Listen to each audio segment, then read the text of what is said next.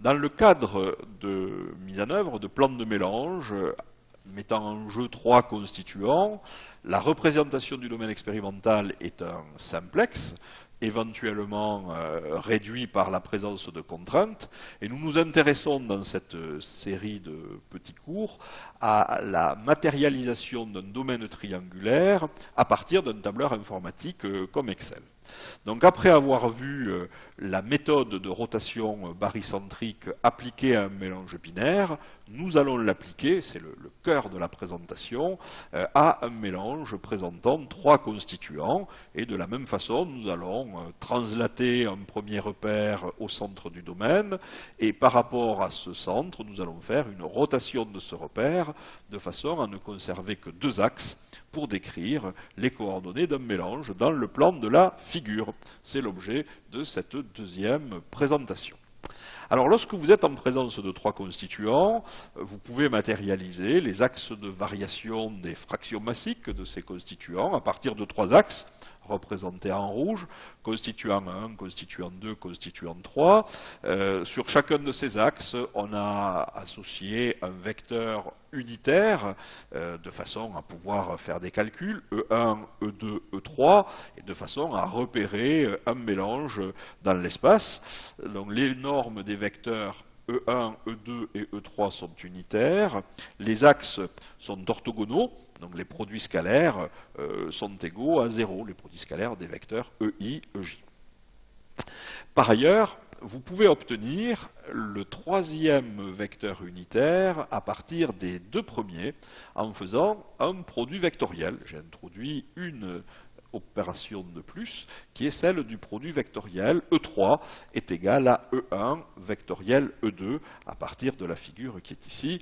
Ceux qui ont fait un peu de physique se rappellent de la règle du produit vectoriel à partir d'un tire-bouchon ou du bonhomme d'Ampère. Les fractions massiques ne peuvent varier, on l'a dit à plusieurs reprises, qu'entre 0 et 1. 0 et 1 vont représenter ici 2 plans, un plan inférieur et un plan supérieur suivant l'axe du constituant 1. La même chose pour le constituant 2, un plan arrière et un plan avant, situé pour x2 égale 0, x2 égale 1, et pour l'axe du constituant 3, 2 plans, un plan situé à gauche de la figure pour x3 égale 0, et un plan situé à droite de la figure pour x3 égale 1. Et la réunion de tous ces plans forme un cube d'arête unitaire. Mais attention, encore une fois, ce n'est pas parce que vous respectez la limite de ce cube que vous formez forcément un mélange. Pourquoi? Parce que la somme des proportions des constituants, la somme des fractions massiques, dans cet exemple, doit rester unitaire. Et cette contrainte implicite, x1 plus x2 plus x3, traduit une équation de plan, x1 plus x2 plus x3 égale 1, et ce plan va couper le cube de telle sorte que nous allons révéler un triangle équilatéral. Ce triangle équilatéral est délimité par 3 sommets, et par voie de conséquence, ce triangle équilatéral forme une figure qu'on appelle un simplex, puisqu'un simplex est une figure non dégénérée qui contient un sommet de plus que la dimension de l'espace dans lequel il est représenté. En effet, le triangle vert, vous pouvez le redresser dans un plan, et donc le plan aura 2 dimensions, et votre figure aura 3 sommets. L'équation de ce plan, x1 plus x2 plus x3 égale 1, eh bien, je l'écris sous la forme d'une fonction scalaire phi, phi égale x1 plus x2 plus x3, et cette fonction scalaire prend une valeur particulière qui, ici, vaut 1. Alors, même méthode que lors du diagramme binaire, lors de l'étude du diagramme binaire, je m'en vais faire une translation du repère rouge que vous avez vu précédemment au centre du domaine. Le centre du domaine, on l'obtient en faisant la moyenne des coordonnées des sommets, donc 1 plus 0 plus 0 pour le constituant 1, divisé par 3, 1 tiers, bien, ça fait 0, 3333. Donc ce point appartient au plan que vous voyez apparaître, ou dont vous voyez la trace apparaître à l'écran, x1 égale 33%, même chose pour x2, x2 égale 33%, l'intersection de deux plans, c'est une droite, vous voyez apparaître, alors de deux plans non parallèles, bien évidemment, vous voyez apparaître cette droite en trait mixte fin à l'écran, et puis lorsque je m'en vais introduire le plan x3 égale 33%, eh bien, je vais avoir positionné dans le repère initial, le centre du simplex que j'ai désigné à partir de la lettre G. Ces coordonnées sont 1 tiers, 1 tiers, 1 tiers. Et je m'en vais m'empresser de faire une translation du repère initial, qui était rouge, qui était situé dans le coin inférieur gauche de la figure. Je m'en vais faire une translation au centre du repère en faisant apparaître trois nouveaux vecteurs que je vais appeler E'1, E'2, E'3, avec, pour pouvoir travailler dans de bonnes conditions, E'1 égale en norme E'2 égale E'3, ce sont des vecteurs unitaires. Nous avons des axes orthogonaux, donc le produit scalaire des vecteurs 2 à 2 est égal à 0, et comme précédemment, le vecteur E'3 se déduit à partir d'un produit vectoriel à partir des vecteurs E'1 et E'2. Voilà comment on définit ce nouveau repère. Et ce nouveau repère va me permettre de faire une translation au centre du domaine avec une formule de translation classique. X'I est égal à Xi moins Xij, sachant qu'ici Xij est égal à 1 tiers, quelle que soit la valeur de petit i. Dès lors que l'on connaît les formules de translation, on peut exprimer x1 en fonction de x', c'est ce que vous voyez ici, sans grande difficulté. Pourquoi je fais cette transformation? Bien parce que je m'en vais réécrire dans le repère noir l'expression de ma fonction scalaire, que vous voyez rappelée à l'écran en bas à gauche. Dans le repère initial, cette fonction scalaire s'écrivait phi égale x1 plus x2 plus x3, et la valeur de phi était égale à 1. Qu'est-ce que je vais faire? Je vais faire la somme des trois équations que je vois apparaître dans le dernier système. x1 plus x2 plus x3 est égal à x'1 plus x2 plus x'3 plus la somme des trois coordonnées au centre du domaine. Par définition, à gauche du signe égal, vous avez 1. Il suffit de regarder le système en bas à gauche de l'écran, phi est égal à 1. À droite du signe égal, vous avez x1g plus x2g plus x3g qui est égal à 1, 1 tiers plus 1 tiers plus 1 tiers.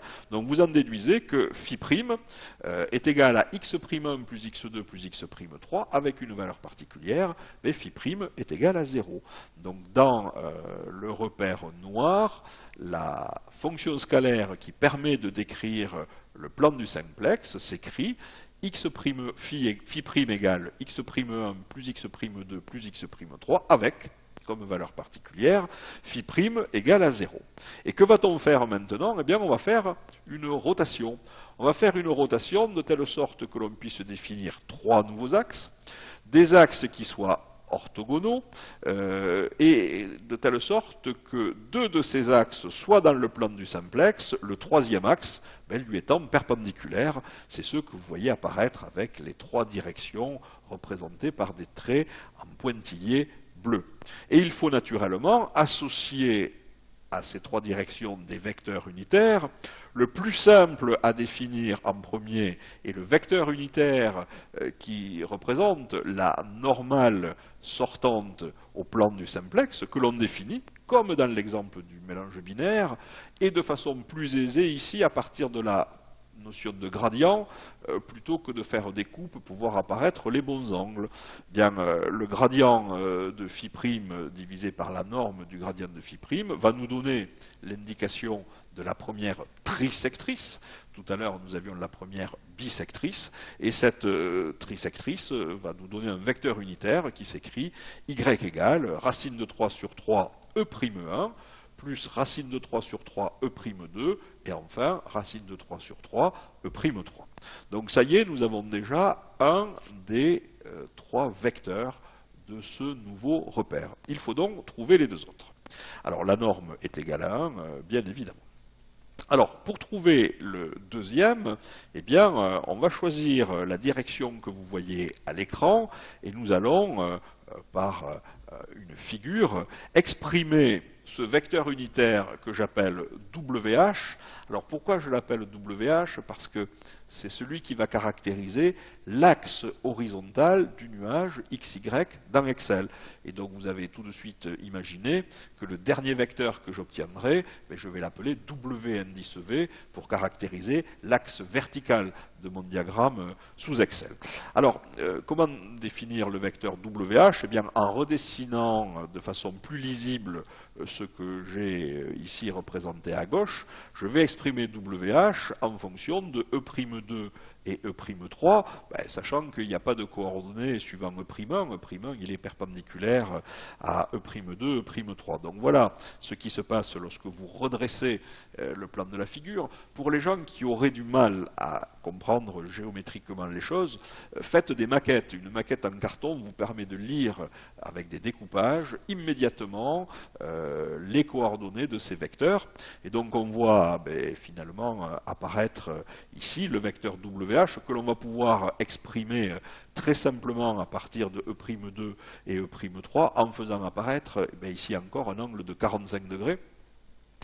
Regardez comment est située la droite bleue en pointillé. Et donc le vecteur WH a trois coordonnées, 0 suivant E', l'axe vertical, moins racine de 2 sur 2, c'est une histoire de cosinus 45 degrés, E'2, et plus racine de 2 sur 2 que multiplie E'3. Donc voilà les coordonnées du deuxième vecteur dont j'ai besoin pour décrire le nouveau repère.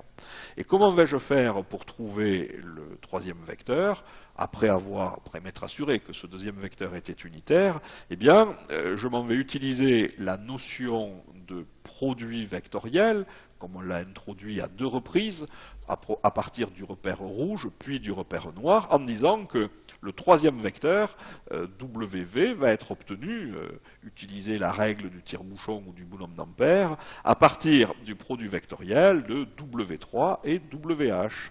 Et c'est naturellement dans le plan porté par W indice H et W indice V, j'aurai 2 axes orthogonaux, que je m'en vais pouvoir calculer les coordonnées des mélanges qui n'auront que 2 coordonnées, une suivant l'axe W et une suivant l'axe WH, qui sont les axes verticaux et horizontaux auxquels on fait appel dans les nuages de points sous Excel.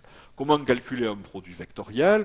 De différentes façons. Je le calcule assez systématiquement sous la forme d'un déterminant.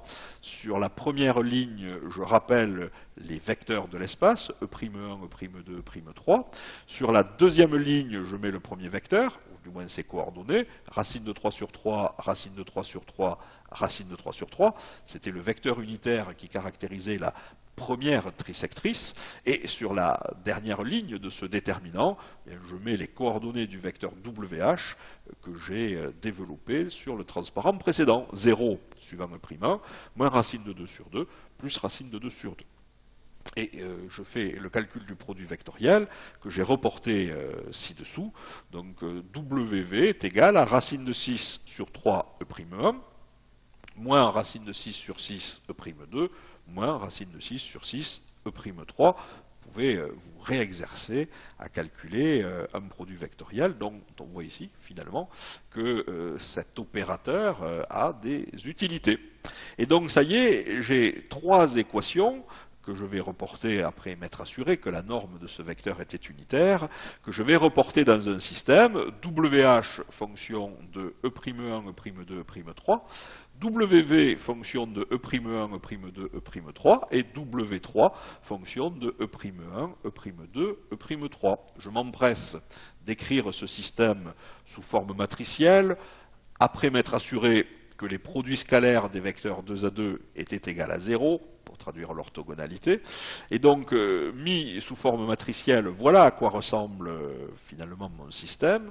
Et ce que je cherche, c'est une relation où, à gauche du signe égal, je vais avoir E'1, E'2, E'3, en fonction de WH, WV, W3. Donc il faut inverser la matrice qui est à l'écran.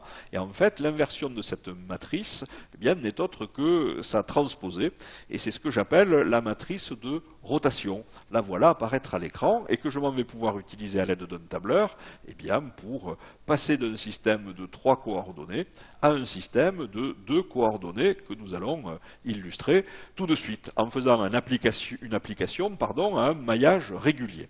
Alors dans le cas du mélange binaire, j'avais pris un maillage avec un pas de 10%.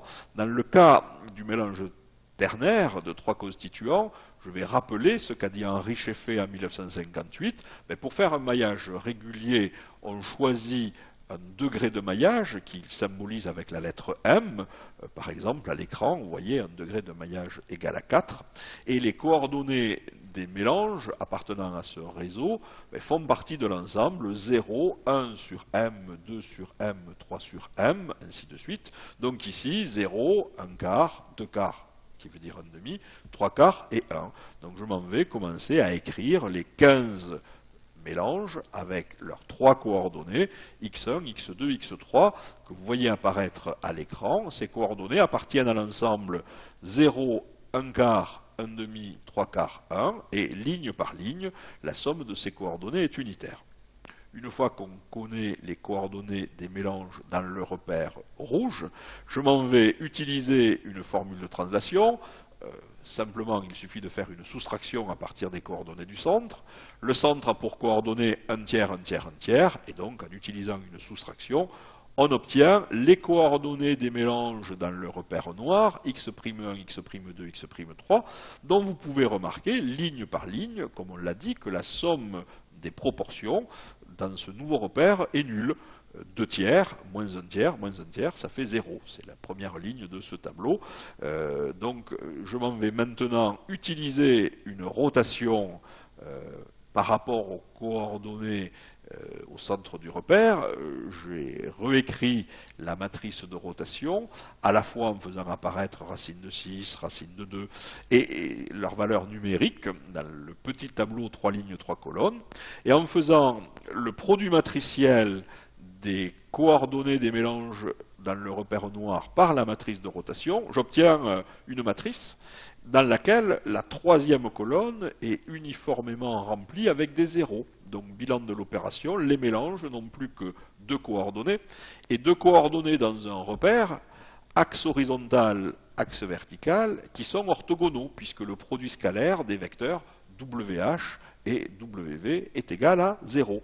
Donc les 2 colonnes, les 2 premières colonnes de cette dernière matrice vont me permettre de faire une représentation en nuage de points sous Excel. Comment j'ai fait pour obtenir cette matrice? J'ai utilisé la fonction produit matriciel que nous allons mettre en œuvre tout à l'heure dans une salle informatique.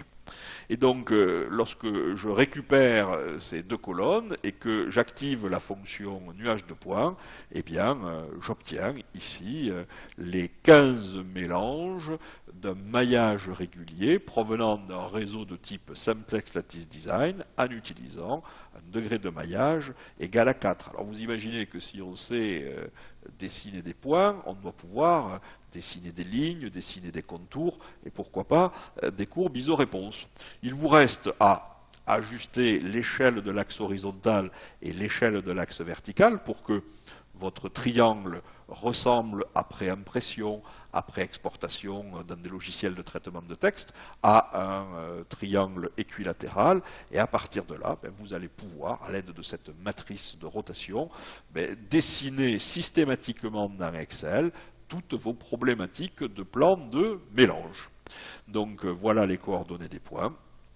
Et donc voilà la figure que vous allez pouvoir obtenir très simplement avec Excel.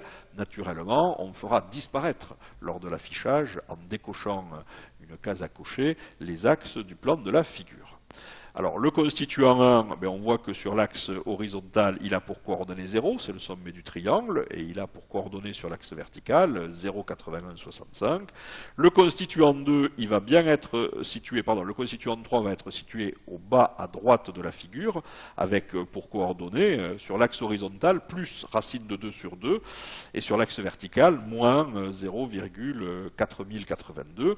Et enfin, le constituant 2, qui est situé en bas à droite de la figure, mesure, a bien pour coordonnées moins racine de 2 sur 2. Rappelez-vous ce qu'on avait observé sur les mélanges binaires, et sur la même horizontale que le mélange 3, moins 0,4082. Alors, pour terminer cette deuxième séquence, voilà quelques questions pour vous permettre de revenir sur ce que vous avez découvert dans ce film. Expliquer le principe de la méthode permettant de convertir les 3 proportions d'un mélange présentant 3 constituants en 2 coordonnées dans un plan porté par des axes orthogonaux. Dans le cadre d'un mélange ternaire et dans un simplex de hauteur unitaire, ceci signifie que les variations des proportions massiques sont contenues dans un espace qui va de 0 à 1 et que la contrainte relationnelle x1 plus x2 plus x3 est égale à 1. Et on vous demande d'établir les expressions mathématiques utiles pour mettre en œuvre une rotation barycentrique. Pensez à définir d'abord l'axe qui est normal à la surface, ensuite dessiner l'axe horizontal, et à défaut de faire des calculs géométriques et des projections, eh bien, faites l'utilisation raisonnée d'un produit vectoriel pour trouver les coordonnées du 3e vecteur. Mettre en œuvre la démarche à l'aide d'un tableur pour trouver les nouvelles coordonnées d'un réseau simplex de type 3, 3. Le premier indice entre accolades signifie qu'on est en présence de 3 constituants. Le deuxième indice signifie qu'on a choisi un degré de maillage égal à 3. Donc les coordonnées des mélanges dans ce simplex de hauteur unitaire seront ou appartiendront à l'ensemble 0, 1 tiers, 2 tiers, 1. Même chose avec un réseau de type simplex centroïde. Simplex centroïde, ça consiste finalement à choisir comme mélange, du plan de mélange, les sommets, les milieux des arêtes et le centre du domaine. Partant des coordonnées des sommets, il n'est pas très compliqué d'obtenir les coordonnées des milieux des arêtes. Voilà la fin de cette deuxième séquence, et nous allons tout de suite passer à la 3e séquence qui va permettre de tabuler les données pour accéder à différentes mises en forme sous Excel. La 4e séquence sera, elle, consacrée à la mise en œuvre de toutes ces remarques à l'aide du tableur Excel. Merci encore de votre attention, et à tout de suite dans la 3e séquence.